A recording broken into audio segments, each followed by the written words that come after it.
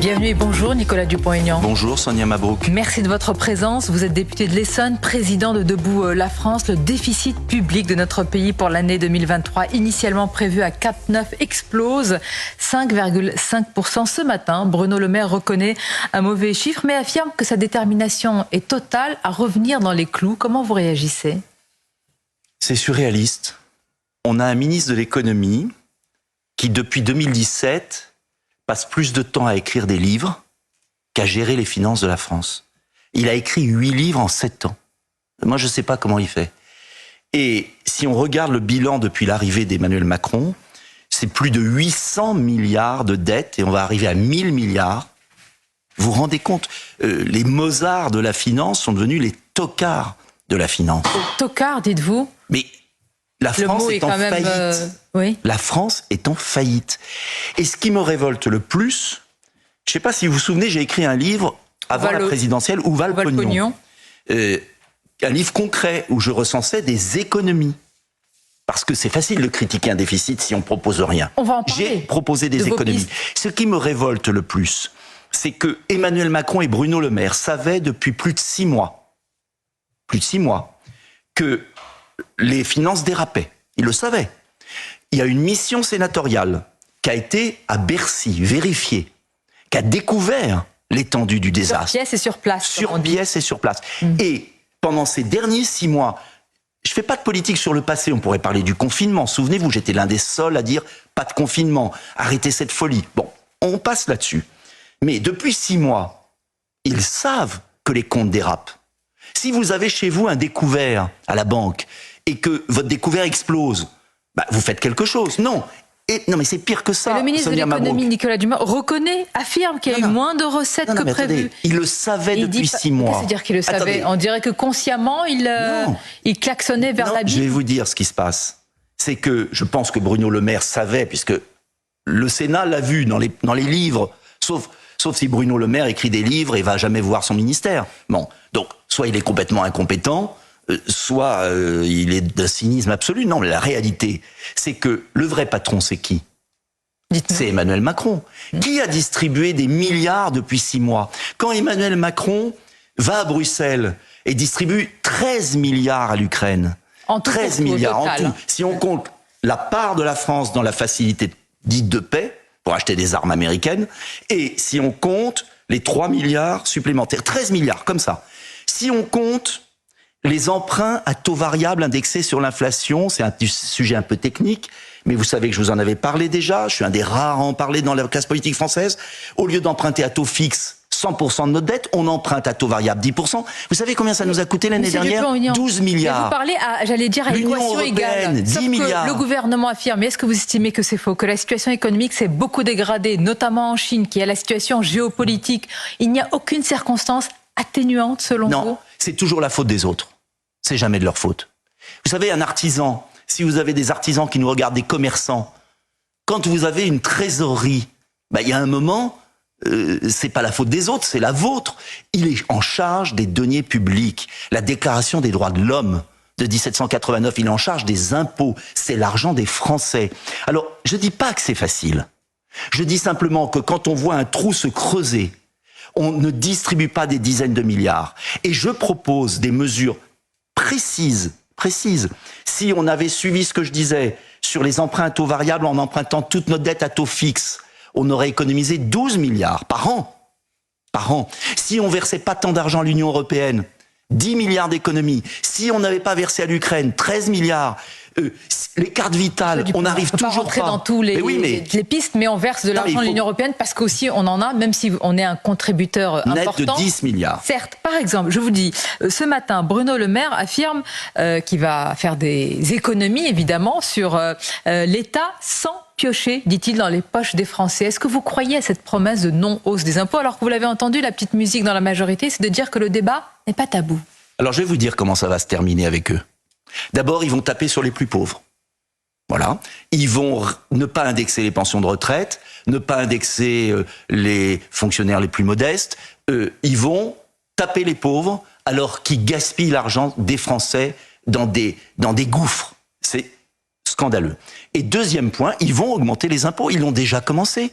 Je vais vous donner un exemple. La taxe sur l'électricité, ils l'ont augmentée. Ça, c'est pas un impôt. Mais vous savez pourquoi ils l'ont augmenté? Parce qu'ils sont revenus à une situation initiale. Oui, mais vous oubliez une chose, que la Cour des comptes, là, c'est pas moi, parce que quand je vous l'avais dit une fois à un grand rendez-vous sur le prix de l'électricité, la haute trahison que ça représente, on m'avait dit, pourquoi tu dis ça? Mais la Cour des comptes, c'est pas moi, vient de dire qu'il y a eu 30 milliards d'argent public qui est parti, non pas chez les Français, chez les fournisseurs d'électricité. Voilà pourquoi je propose, parce qu'à chaque problème, j'essaye d'apporter une solution. Le retour d'un prix national de l'électricité. Voilà. Donc, si vous voulez, en fait, l'argent part de partout, et puis maintenant, ils vont nous dire, faut augmenter les impôts. Mais s'il n'y a pas de croissance, parce que Bruno Le Maire dit, ah oui, les recettes se sont effondrées. Ah, mais pourquoi? Peut-être parce qu'on a le niveau d'impôt le plus élevé du monde, et peut-être aussi parce qu'on a une concurrence déloyale liée aux accords de libre-échange. Donc, en fait, tout se tient.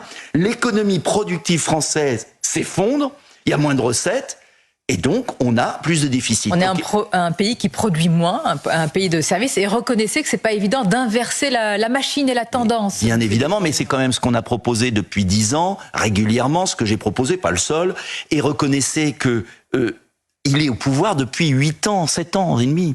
Et qu'est-ce qu'ils ont fait? Mais justement, il reste encore 3 ans. Comment tenir dans une telle situation économique? Est-ce que le député que vous êtes propose, je sais pas, un sursaut, une action, une réaction? Très simple. Je pense qu'il faut une motion de censure. Je demande aux Républicains qui tiennent la motion de censure dans leurs mains, qui passent leur vie à nous dire qu'ils sont des bons gestionnaires.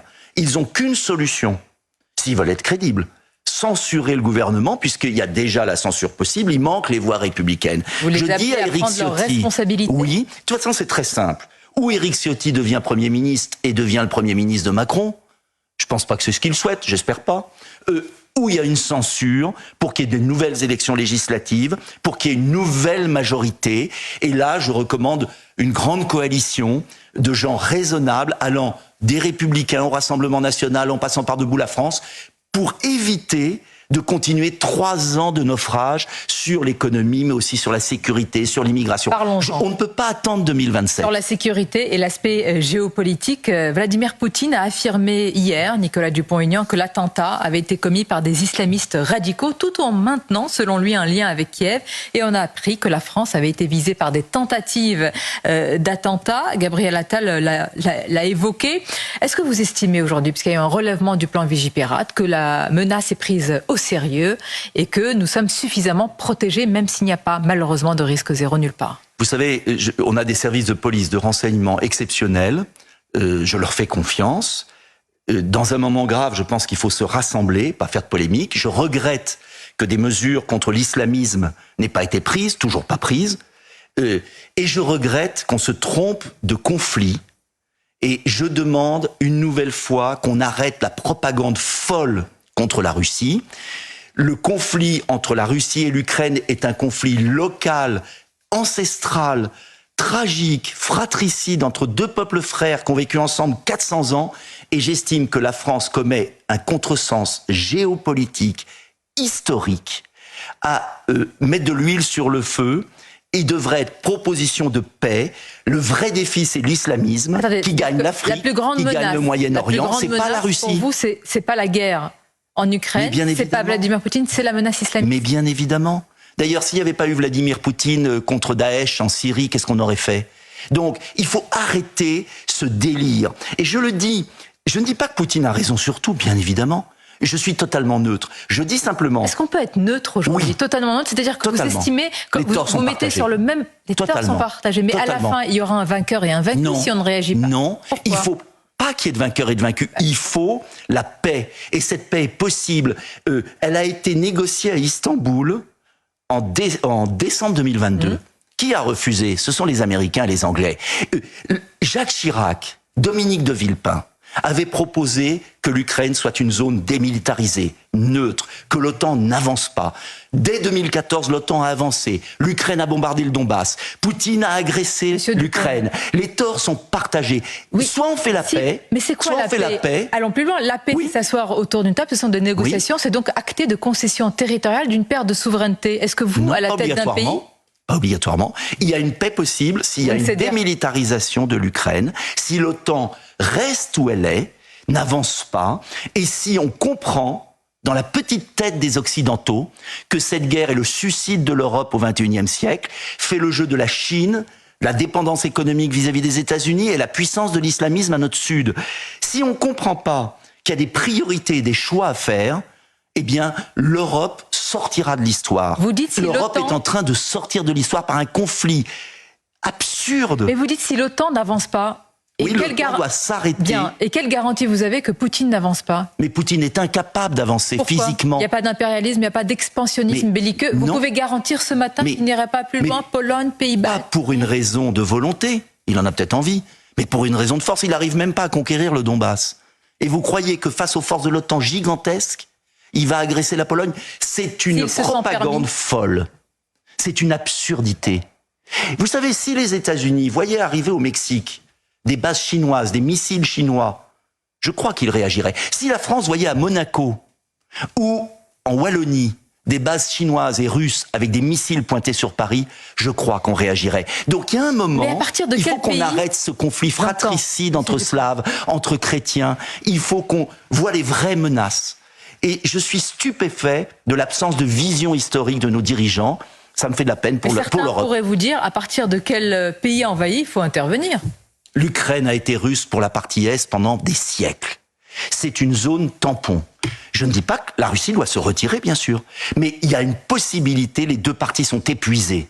C'est le moment de la paix, et la France, au lieu de mettre de l'huile sur le feu pour des raisons bassement électorales liées aux européennes, ferait mieux de jouer la paix et de défendre ses frontières contre l'intégrisme islamique. En tous les cas, ce sujet, cette guerre impacte, si je puis dire, les élections européennes. Dans les différents sondages, Nicolas Dupont-Aignan, votre score est très modeste, mais chaque point compte dans cette âpre bataille. Est-ce que vous allez maintenir une liste souverainiste debout à la France, ou alors, compte tenu des difficultés, est-ce que vous vous retirez? Eh bien, je vais vous le dire très franchement, j'ai beaucoup réfléchi. Et puis je me suis dit, moi, mon rôle, c'est d'être à l'Assemblée nationale. J'ai été le seul député de droite à voter contre l'accord avec l'Ukraine.